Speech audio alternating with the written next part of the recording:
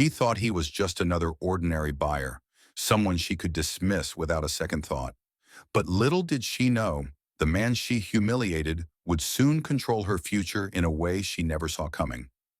David Grant, a black entrepreneur in his early 40s, had built his success brick by brick, becoming a well-respected name in the real estate industry. Known for his sharp instincts and integrity, David had a knack for spotting lucrative opportunities and transforming them into valuable assets. On this particular day, he was on a mission to expand his portfolio, scouting for a luxury property that aligned with his vision.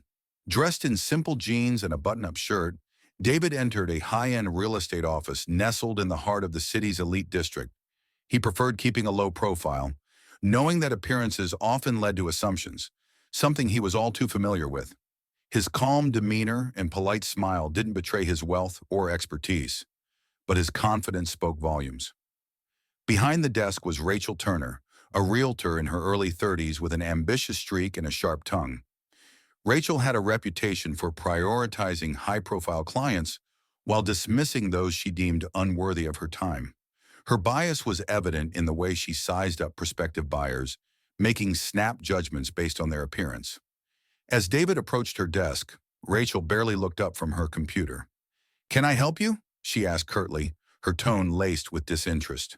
"Yes," David replied, unfazed by her attitude. "I'm interested in purchasing a luxury property. I'd like to see your listings." Rachel's eyes darted to his casual attire, her lips curling into a subtle smirk. "We have several listings that might fit your range," she said, sliding over brochures for smaller, less desirable properties. "These are more practical options." David glanced at the brochures, instantly recognizing her dismissiveness. Instead of reacting, he thanked her politely and began asking specific questions about premium properties. Rachel interrupted him repeatedly, steering the conversation back to lower-priced listings, clearly convinced he wasn't serious. Noticing her condescending behavior, David remained composed, deciding to observe her attitude further before making a move. He had learned long ago that patience often revealed more than confrontation. As Rachel turned her attention to another client, David left the office quietly, already planning his next steps. Little did Rachel know, the man she had just dismissed as a time waster was far more influential than she could imagine. David scanned the brochures Rachel had handed him, but they were a far cry from what he was looking for. He cleared his throat politely, catching her attention as she typed away on her computer. "These are interesting," David began, placing the brochures back on the desk. "But I'm actually interested in the Ridgeway estate. I've heard it's on the market."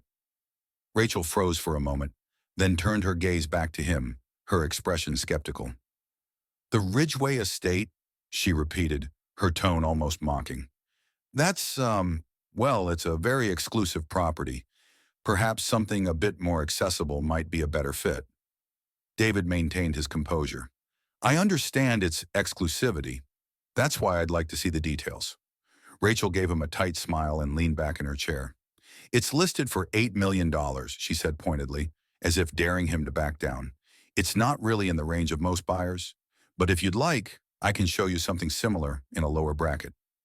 David paused, his patience wearing thin. "I'd still like to see the details of the Ridgeway estate, if that's all right." Rachel hesitated, glancing at the other end of the office where a well-dressed man had just walked in. Her demeanor shifted instantly. "I'll be right back," she said dismissively to David, before rushing over to greet the new arrival with enthusiasm. From his seat, David watched as Rachel fussed over the new client, offering him coffee and showcasing the very brochures she had withheld from him. Her prejudice was unmistakable, and it stung more than he cared to admit. As the minutes ticked by, it became clear that Rachel had no intention of returning to him. Instead, she hovered around the other client, laughing and chatting as though David wasn't even in the room. Sighing, David gathered his belongings and stood to leave. On his way out, he caught a snippet of Rachel's conversation with her coworkers. "Another one of those dreamers," she said with a smirk, her voice carrying just enough for him to hear. "You can tell when someone's out of their depth. Best to weed them out early." David clenched his jaw but didn't respond. Instead, he walked out of the office, his mind already working on a different plan. If Rachel wasn't going to take him seriously, he'd find another way to secure the Ridgway estate. As he drove away, his phone buzzed with a message from a friend in the real estate industry. A smile crossed his face as he read the text. He had options, and Rachel would soon learn just how wrong her assumptions had been. Unaware of who David truly was, Rachel returned to her desk, confident she had handled yet another unqualified buyer. Little did she know, the man she had dismissed was about to become someone she could never afford to ignore. Leaving Rachel's office that day, David decided to take matters into his own hands. He had always believed in creating opportunities rather than waiting for others to provide them. With a few phone calls to his extensive network, he quickly gathered more information about the Ridgway estate and its owner. It didn't take long for David to secure a direct meeting. The owner of the Ridgway estate, an elderly gentleman named Mr. Langford, was intrigued by David's reputation as a savvy entrepreneur.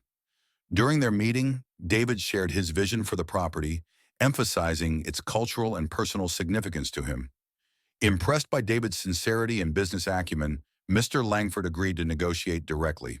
Within weeks, David finalized the purchase, bypassing Rachel's agency entirely. But David wasn't done. While securing the property was a personal victory, he couldn't ignore Rachel's dismissive attitude and the broader implications of her prejudice. Through his network, David learned that the real estate firm where Rachel worked was struggling financially. Its outdated practices and declining reputation had made it vulnerable, and the board was seeking new investors to revive its fortunes. Seeing an opportunity to create meaningful change, David decided to explore investing in the firm. He quietly approached the board with a detailed proposal, highlighting strategies to modernize operations, improve client relations, and foster an inclusive work culture. The board, desperate for a fresh perspective and financial stability, welcomed David's interest. As the deal moved forward, David's involvement remained confidential. Meanwhile, Rachel continued her condescending behavior, unaware of the storm brewing around her. Her dismissal of certain clients and favoritism toward others became increasingly apparent, catching the attention of her colleagues and even some clients. Weeks later, the board organized a meeting to introduce David as a potential investor. Rachel was present, still oblivious to his identity. True to form, she displayed the same dismissive attitude toward some clients in front of the board, including a young couple she deemed not serious buyers. Her colleagues exchanged uneasy glances, but Rachel remained confident in her approach. When David entered the meeting room, Rachel's face froze in shock. Dressed sharply and exuding quiet confidence, he greeted the board members with firm handshakes and a warm smile. Rachel's eyes widened as she recognized him, but she quickly averted her gaze, hoping he wouldn't bring up their previous interaction. As the meeting progressed, David presented a comprehensive analysis of the firm's operations. He identified key areas for improvement, including better client service training, streamlined processes, and the implementation of diversity initiatives to attract a broader client base. While his tone remained professional, he didn't shy away from highlighting specific incidents that reflected poorly on the firm, indirectly referencing Rachel's behavior without naming her. The board members nodded in agreement, clearly impressed by David's insights and vision. Rachel, on the other hand, squirmed in her seat, realizing the impact of her actions might now come under scrutiny. After the meeting, David stayed back to discuss next steps with the board. Rachel, attempting to salvage her reputation, approached him with a forced smile.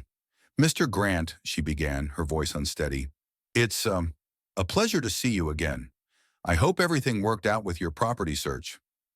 David met her gaze, his expression unreadable. "Yes, it did," he replied simply. "Thank you for your assistance."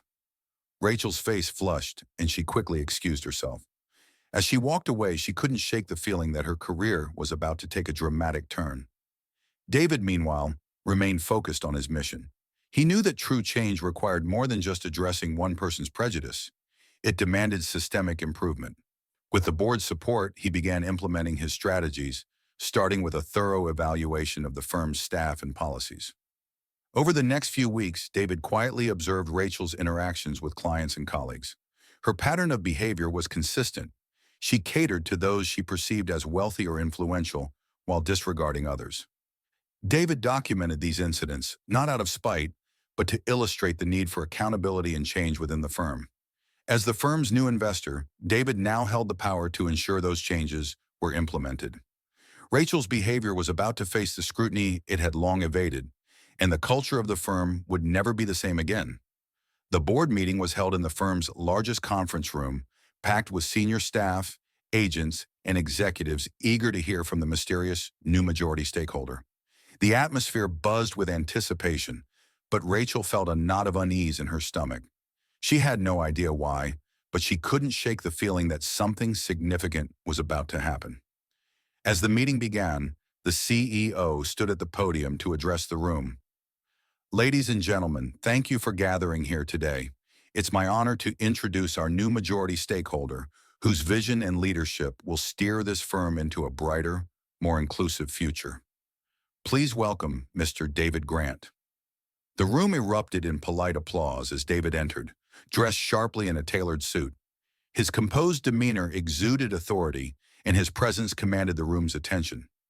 Rachel froze, her applause faltering as recognition dawned on her. The time waster she had dismissed weeks ago now stood before her as the firm's most powerful figure. David thanked the CEO and stepped forward to address the room. Thank you for the warm welcome. It's a privilege to join this firm and work alongside such a talented group of professionals. However, as many of you know, the real estate industry is not without its challenges. To thrive, we must be willing to grow, adapt, and hold ourselves accountable. His words were met with nods of agreement from the audience, though Rachel squirmed in her seat, avoiding eye contact. David continued, "One of the most critical areas we need to address is how we treat our clients. Every individual who walks through our doors deserves respect, fairness, and dignity, regardless of their background, appearance, or perceived status." Rachel's face burned as David's gaze swept across the room, his tone firm but composed. "I've personally experienced the impact of prejudice, even within this very firm," he said, pausing for effect. The room fell silent, the weight of his words sinking in. "A few weeks ago, I visited this office posing as a potential buyer. I was met with assumptions and dismissive attitudes that do not align with the values this firm should uphold." Murmurs spread through the room as people exchanged surprised glances. Rachel's heart pounded as she realized where this was going. David turned his attention directly to her. "Ms. Turner," he said evenly, his voice carrying across the room, "I believe we've met before." Rachel's throat went dry. Yes, yes, Mr. Grant," she stammered, trying to muster a professional tone. I had no idea." David held up a hand, silencing her without raising his voice. "Your actions spoke for themselves," he said. "You judged me not on my qualifications or intentions, but on my appearance. This is not the behavior I expect from representatives of this firm." Rachel's face turned crimson as the room turned its focus on her. "I deeply regret," she began, but David cut her off. "Regret is a starting point," he said, his tone steady. "But change requires action. Going forward, this firm will implement strict client service standards to ensure that every individual is treated with the respect they deserve. This includes mandatory diversity training for all staff and a revised code of conduct that prioritizes fairness and professionalism." The room erupted in applause, though Rachel sat frozen in her seat, feeling the full weight of her humiliation. David continued, "Accountability isn't about assigning blame. It's about recognizing our flaws and committing to do better. This firm has the potential to set an example for the industry, but only if we're willing to challenge outdated mindsets and biases." His words resonated with the audience, who saw in David a leader willing to address uncomfortable truths while fostering a culture of growth and inclusivity. Rachel, still reeling, tried to muster the courage to speak again. "Mr. Grant," she said hesitantly, "I want to sincerely apologize for my behavior. It was unprofessional and unacceptable." David met her gaze, his expression unreadable. "Acknowledging your actions is a step in the right direction," he said. "The rest will depend on your willingness to embrace change and earn back trust, both from me and from our clients." Rachel nodded, her voice faltering. "I will. I'll do everything I can to improve." David turned back to the room. "This is not just about one person," he said, addressing everyone. It's about creating an environment where everyone, clients and staff alike, feels valued and respected. Change isn't easy, but it's necessary. The meeting concluded with a standing ovation for David's vision and leadership. As the staff filed out, inspired and invigorated, Rachel lingered in the corner, grappling with the consequences of her actions. David's composed yet impactful address marked a turning point for the firm. Staff members who had previously felt overlooked now saw hope for a more inclusive workplace. Clients, too, began to notice the shift in culture, thanks to David's unwavering commitment to fostering equality and respect. For Rachel, the experience was a humbling lesson. Her apology had been accepted, but the road to redemption would be long. For David, the moment was not about revenge, but about demonstrating the power of resilience and the importance of leading by example. He had not only secured the property he wanted, but had also planted the seeds of lasting change within the industry. Under David's guidance, the firm began an ambitious overhaul of its policies and culture. His first move was implementing mandatory customer service and inclusivity training for all employees, from junior agents to senior managers. The training sessions emphasized empathy, respect, and the importance of valuing all clients equally. Rachel, now on probation, found herself attending these sessions alongside her colleagues. The once confident realtor sat quietly, reflecting on her behavior and the impact it had not only on David, but also on other clients she had dismissed unfairly. The training forced her to confront the biases she had long ignored, and the weight of her actions began to sink in. Meanwhile, word of David's transformation from dismissed client to majority stakeholder spread like wildfire. Industry professionals and media outlets praised his perseverance and vision, portraying him as a trailblazer in the real estate world. David's story inspired others, especially underrepresented entrepreneurs, proving that success was achievable despite systemic barriers. Within the firm, David's influence was palpable. Employees who had once followed Rachel's example of catering to affluent-looking clients now adopted a more inclusive approach. Junior agents admired David's leadership and saw him as a role model, striving to emulate his professionalism and determination. As the firm's reputation improved, so did its clientele. The changes David implemented attracted a more diverse range of buyers and sellers, eager to work with a company that valued fairness and respect. Sales surged, and the firm began to regain its position as a leader in the competitive real estate market. Rachel, though humbled, remained committed to improving herself. She sought feedback from her peers and worked to rebuild trust with colleagues and clients alike. David's calm yet firm approach during their interactions left a lasting impression on her. While she knew she couldn't undo the past, she was determined to align herself with the firm's new vision. David, ever the visionary, didn't dwell on Rachel's mistakes, but instead focused on fostering a positive and supportive work environment. He encouraged collaboration and innovation, organizing workshops and team-building exercises that brought employees closer together. His leadership style earned the admiration of the board and staff, solidifying his role as a transformative force within the company. The firm's success extended beyond financial gains. Community members began to see it as a beacon of progress, and clients who had once felt unwelcome now felt valued and respected. David's efforts to promote inclusivity and fairness resonated deeply, sparking a broader conversation within the industry about the importance of equitable treatment. As the months went on, the firm thrived under David's leadership.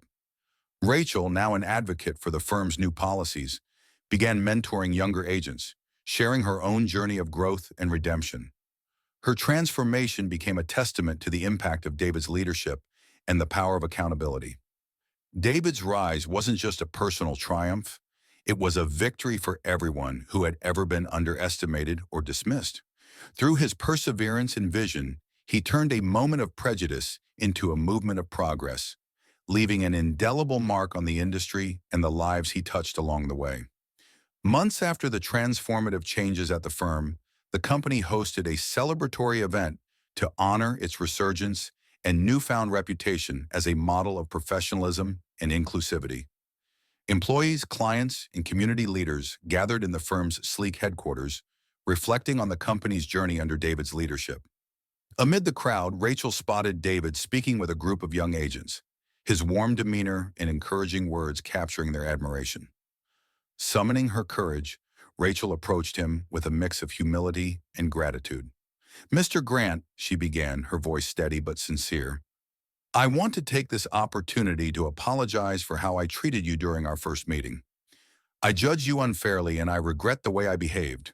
Your leadership and vision have not only transformed this firm, but also changed my perspective. Thank you for giving me the chance to grow." David turned to her, his expression calm yet thoughtful. "Rachel," he replied, "what's important is that you've recognized your actions and chosen to learn from them. Growth starts with acknowledging our mistakes, and I'm glad to see the progress you've made. This company's success isn't just about profits. It's about creating a culture where everyone feels valued, both clients and employees alike." Rachel nodded, moved by his grace and humility. "I'm committed to continuing this journey and ensuring I never let biases dictate my actions again." David smiled, offering a handshake. "That's all I could ask for. Let's keep building something meaningful together."